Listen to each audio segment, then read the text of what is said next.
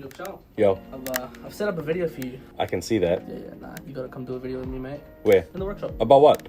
It's something you know about. If you don't know, you shouldn't be working here. Yeah. Oh, hydro. Oh, yeah, cool. Sick. There's a light. Is it because I'm too black? Yeah. You can't see me? Wait, whiteboard, this is new. It's like I'm back in school when the teacher said I wouldn't make it. Did you make it? So, hydraulic handbrakes, there's two types. First of all, why we go to hydraulic handbrake? You know your factory handbrake, when you pull it, it kind of like, it's got that click thingy. So there's something called a drift button. People often put that in. So when you pull the handbrake, it doesn't really click in.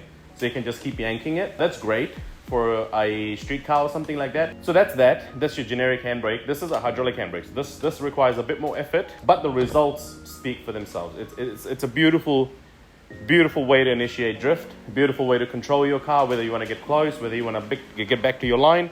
It's an awesome tool to have. So today, for now, we'll talk about the inline master. Hopefully, the guy behind the camera here will learn a thing or two. I have a diagram that I've already prepared earlier. As you can see, it's a real man's car. It's got no ABS. This thing is a S13, so it's got no ABS. Anyway, so this is your master cylinder, which is located in your engine bay. And these are your front wheels. These are your rear wheels. This is factory T-piece M10x1, which is located on the rear.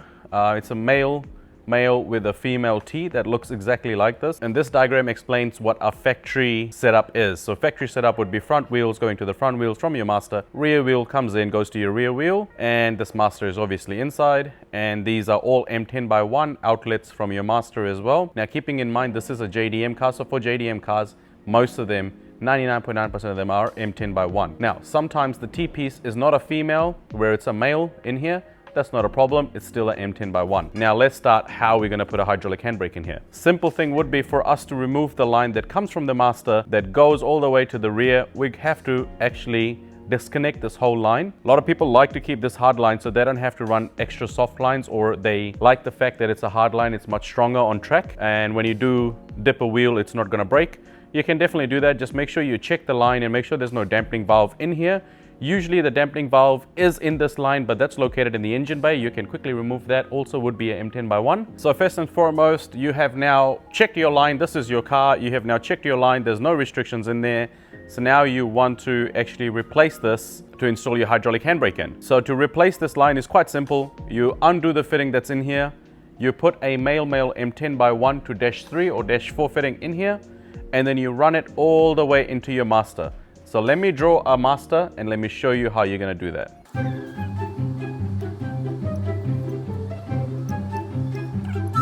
All right guys, so now we have our hydraulic handbrake. Just pretend that's the master and that's your hydraulic handbrake. There is an outlet and an inlet port in there. It is very simple. So what we're gonna do is we're gonna grab the inlet port. That's gonna come all the way out, and it's going to go into the rear wheel where the master goes. So where your hard line used to sit now, you're going to disconnect that male adapter into your master, go all the way from there into the back of your hydro, which is located here. So on our hydro, it's a M11 to a -3. We run in here, so M11 metric fitting that goes in, outlet becomes an AN3, so you run an AN3 line.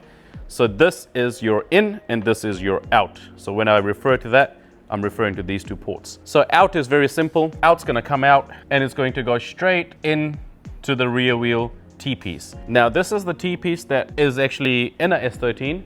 For most JDM cars, you will have the same M10x1 T-piece in there, and it's simple. So you're gonna put a M10x1 male adapter that you actually used on the master. You're gonna use the same adapter in here, put a -3 line in here, and come out into here. For this hydro, this is a M11 inlet and an AN3 outlet. So put an AN3 in here, 3 to 3 bob male fitting. From here, 90-degree fitting or whatever your preference is, and it goes back into here and good to go. So this is part 1 on how to do an inline master. If there is any questions, please ask. We love answering questions. We love getting our brain picked, so why not? Cool, catch us in the next video where we're gonna be explaining how to set up a hydraulic handbrake that has a reservoir on the cup, i.e. one of these bad boys. All right guys, so that's it for our hydraulic handbrake video. If you like this, then here we on, bruh.